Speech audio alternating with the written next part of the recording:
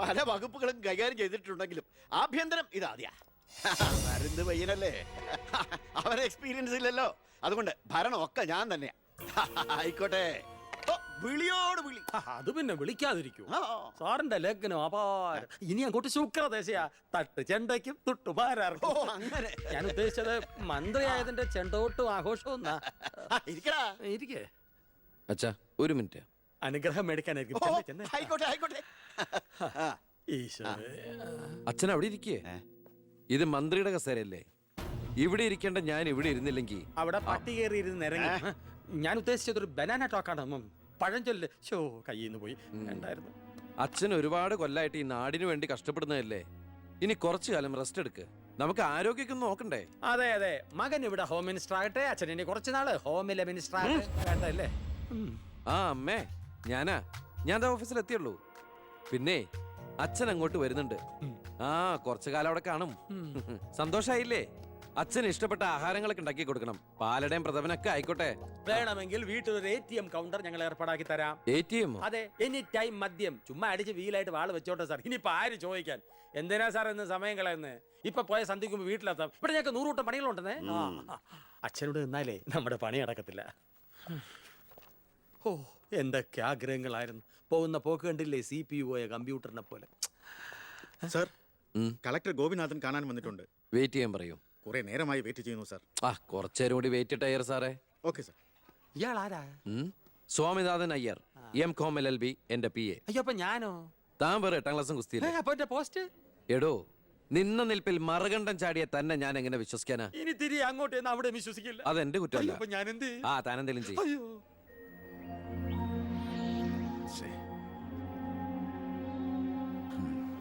Hello mister Gopinath. Hi. താനെന്താണ് ഇവിടെ? Minister. ഓ, ഐ ആം സോറി. തന്റെ ബ്രദറിലോ ആണല്ലോ ഹോം മിനിസ്റ്റർ. എടോ, താൻ ഇവിടെ കളക്ടറായിട്ട് 3 വർഷം തയ്യാറായില്ലേ? ദൂരത്തേക്ക് ഒരു ട്രാൻസ്ഫർ വരും മുമ്പ് ഇവിടെ തന്നെ ട്രൈ ചെയ്തൂടെ ഹോം സെക്രട്ടറി ആയിട്ട്? സത്യത്തിൽ ഞാൻ അതിനുവേണ്ടി തന്നെ വന്നത്. പക്ഷെ അളിയനകത്ത് ഭയങ്കര തിരക്ക്. Anyway, okay then, best of luck. Thank you. കഷ്ടം. മണിക്കൂർ 2 ഞാൻ കാത്തു നിൽക്കുന്നേ. എന്തൊരു തിരക്കായിരുന്നളിയാ. കേറിയപ്പോ തന്നെ ഇങ്ങനെ അളിയെ ഫയലിലേ ഒരു അളിയനും അച്ചമ്മയ്ക്കും വീട്ടില്. ഇത് ഹോം മിനിസ്റ്ററുടെ ഓഫീസാണ്. Call me sir. അങ്ങനെ വിളിക്കണമെന്ന് ഞാൻ പറയില്ല സർ. എന്തായാലും വിളിച്ചു പോയില്ലേ, ശീലായിക്കോട്ടെ. കണ്ടിന്യൂ ചെയ്തോളൂ. Anything official? No sir. Official meeting with the collector scheduled at tomorrow 10:30 AM. Okay, so see you tomorrow. Sir, സാറിന്റെ അമ്മായച്ചനല്ല ഇപ്പൊ മന്ത്രി, അളിയനാ. അളിയനാള് സ്ട്രെയിറ്റാ, വെള്ളച്ചിലൊന്നും നടക്കുകയല്ല. എനിക്കിട്ടും കിട്ടി തട്ട്. വിട്ടോ എന്തൊരു സ്ട്രിക്റ്റ്.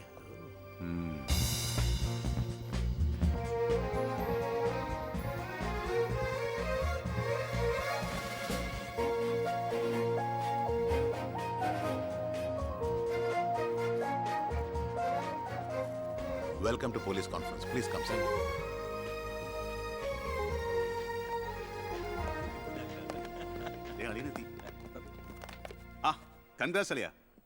മിസ്റ്റർ DGP, നിങ്ങളുടെ പോലീസ് ഓഫീസേഴ്സ് ഹോം മിനിസ്റ്ററെ കാണുമ്പോൾ എങ്ങനെയാണ് ബിഹേവ് ചെയ്യുന്നത്? Mr. Harshan, don't you know as per protocol you have to salute your superiors? Salute the Home Minister. Sir. That's it. Keep it up.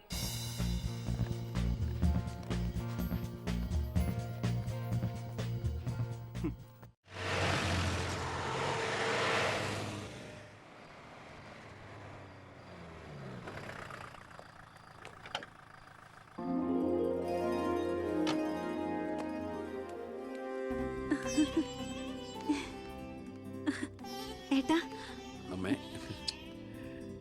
എന്താടി? ഇരിക്കേ, ബഹുമാനൊക്കെ ഓഫീസിൽ മതി. ആര് ബഹുമാനിക്കുന്നു നിന്നെ? ഓ, ഒരു മന്ത്രി. ഞങ്ങൾ കുറെ മന്ത്രിമാരെ ചെറുപ്പം മുതൽ കണ്ടിട്ടുള്ളതാ. അച്ഛൻ മന്ത്രിയായിരുന്നപ്പോ വീട്ടു സാധനങ്ങൾ വാങ്ങുന്ന തൊട്ട് അടുക്കളപ്പണി വരെ ചെയ്യിച്ചിട്ടുണ്ട് നിന്റെ ഈ പോലീസുകാരെ കൊണ്ട്. അല്ല പെങ്ങളെ, അച്ഛനെ ഇങ്ങനെ വഴക്ക് പറയാനായിട്ട് എന്താ ഇവിടെ ഇപ്പൊ ഉണ്ടായേ?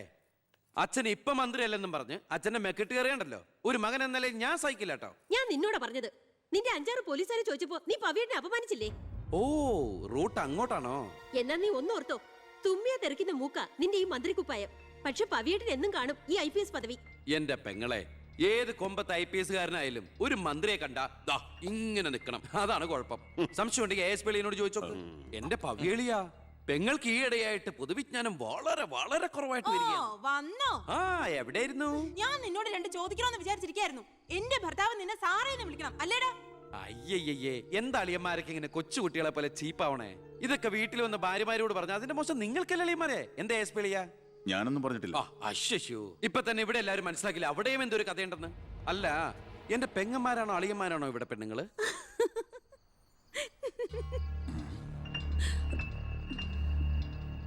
അച്ഛാ അച്ഛനെങ്കിലും ഒന്ന് പറഞ്ഞു കൊടുത്തൂടെ കുട്ടികൾക്ക് ഓഫീസ് വേറെ വീട് വേറെ എന്ന്?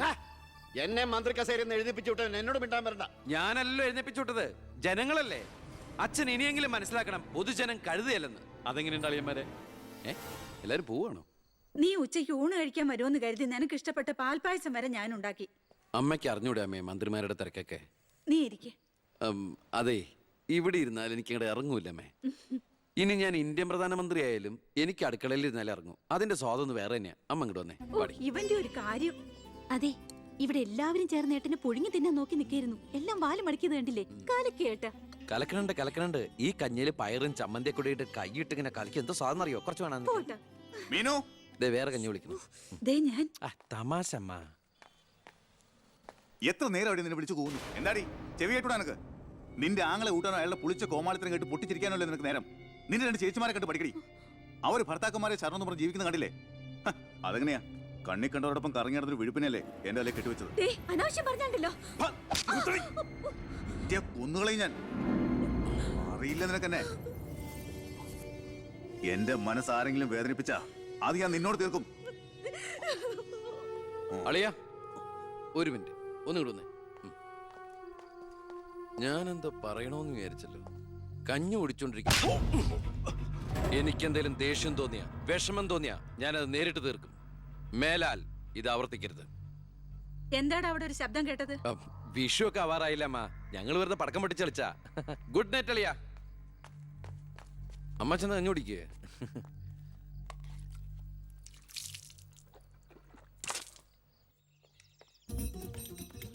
പത്രം വായിച്ചില്ലയോ? പുതിയ ആഭ്യന്തരമന്ത്രിയുടെ കൽപ്പന. വയറ് ഉറയ്ക്കാൻ പോലീസുകാർ രാവിലെ ഓടണമെന്ന്. ഞാൻ പണ്ടേ ഓടാറുണ്ട്. എന്റെ കർത്താവേ, കുതിരയ്ക്ക് വെച്ച് കഴുതയ്ക്കും ഉണ്ടോ? എന്റെ ഈശോയെ, ഞാൻ സാറിനല്ല ഉദ്ദേശിച്ച. ഓ നല്ല മസില. അളിയ ഒരു മിനിറ്റ്. അയ്യോ അതിനല്ല. എന്ത് ചെയ്യാനാ? നിങ്ങളുടെയൊക്കെ കഷ്ടകാലത്തിന് ഞാൻ ഇവിടുത്തെ ആഭ്യന്തരമന്ത്രിയായി പോയി അല്ലേ അളിയ? അളിയൻ ഇനിയും ഡ്യൂട്ടിക്കിടയിൽ എന്നെ കാണേണ്ടി വരും. എന്നെ സല്യൂട്ട് ചെയ്യേണ്ടിയും വരും.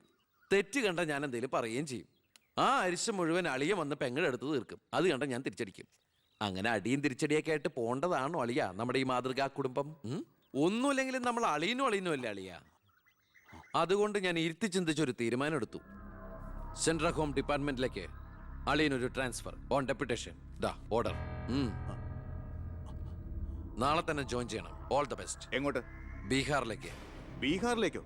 ബീഹാർ ബെസ്റ്റ് സ്ഥലമാണ് അളിയ. നോ, എനിക്ക് പറ്റില്ല. നിനക്കെന്നെ ശരിക്കും അറിയില്ല. എന്താ അളിയ ഇങ്ങനെ ചില തെണ്ടി പിള്ളേരെ പോലെ? ഇത് ഗവൺമെന്റ് ഓർഡർ അല്ലേ? അത് ഹോം മിനിസ്റ്റർ നേരിട്ട് തരുന്നത്. അനുസരിച്ചേ പറ്റൂ. എന്താ ഇവിടെ? ASP അളിയനെ മന്ത്രി അളിയൻ ബീഹാറിലോട്ട് തട്ടി.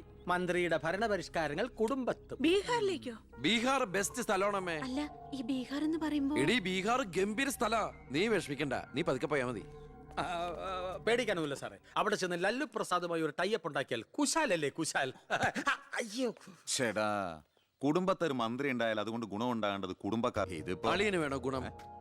അളിയന് ഈ ചിറാപ്പുഞ്ചി എങ്ങനെയാ? ചിറാപ്പുഞ്ചി? ആ ചിറാപ്പുഞ്ചി ബെസ്റ്റ് സ്ഥലമാണ് അളിയ.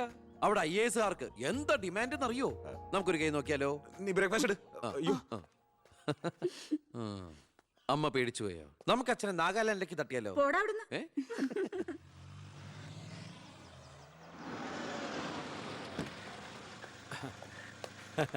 നമസ്കാരം. നമസ്കാരം. Good morning. Good morning. മനസ്സിലായില്ലേ? മേഴ്സി വർഗീസ് ഇവിടുത്തെ ഫേമസ് പബ്ലിക് പ്രോസ്റ്റിറ്റ്യൂട്ടാ. പഴയ ജോലിയൊക്കെ നിർത്തി ഇപ്പൊ അച്ഛന്റെ കേസ് മാത്രമേ എടുക്കൂ. കൂടെ കയറിയങ്ങ് പോ. വൃത്തിയിട്ടവനെ, താനാ പറഞ്ഞതിന്റെ അർത്ഥം എനിക്കറിയോ? വേശ്യെന്നാ.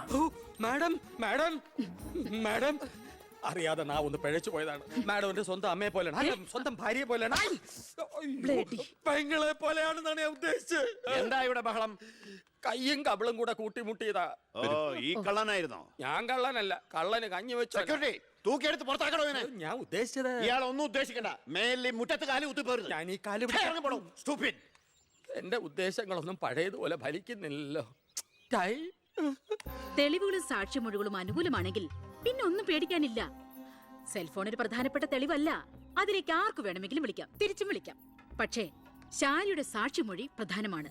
അതിലൂടെ മാത്രമേ വെട്ടൂർ ശിവനും ഈ കൊലയും തമ്മിലുള്ള ബന്ധം വാദിഭാഗത്തിന് തെളിയിക്കാൻ പറ്റൂ. ഈ വെട്ടൂർ ശിവൻ നിരപരാധിയാണെങ്കിൽ അച്ഛനും നിരപരാധിയാണ് അല്ലേ മാഡം? അതെ. അപ്പോ എങ്ങനെയും ശാരിയുടെ മൊഴി നമുക്ക് അനുകൂലമാക്കണം. അച്ഛൻ ആ കുട്ടിയോടൊന്ന് സംസാരിച്ച. ഓ, ഇവിടുത്തെ പഴയ ബാല്യക്കാരുടെ മോളാ അവള്. ഇനി ഞാൻ അവളെ കാല് പിടിക്കണമെന്ന് പറഞ്ഞാ? അച്ഛാ, ഇപ്പൊ ആവശ്യം നമ്മുടെതാ. അവൾ അനുസരിക്കും. അതിനുള്ള തന്ത്രങ്ങളൊക്കെ അച്ഛൻ അറിഞ്ഞൂടെ?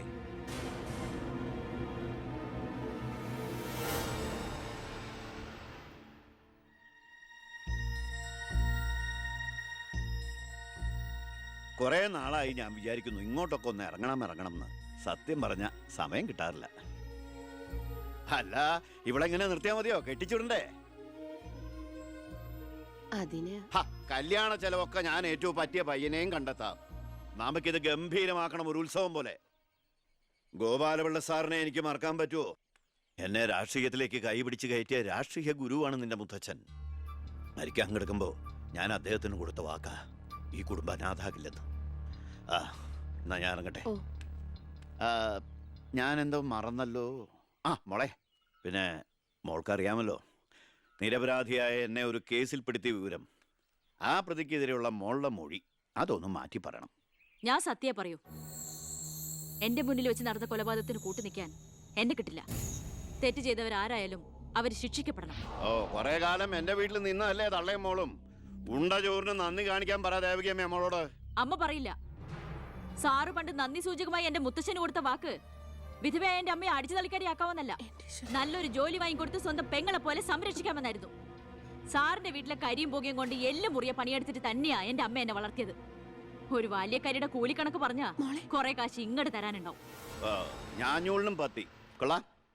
നീയൊക്കെ മാനം മര്യാദയായിട്ട് ജീവിക്കുന്ന എനിക്കൊന്ന് കാണണം.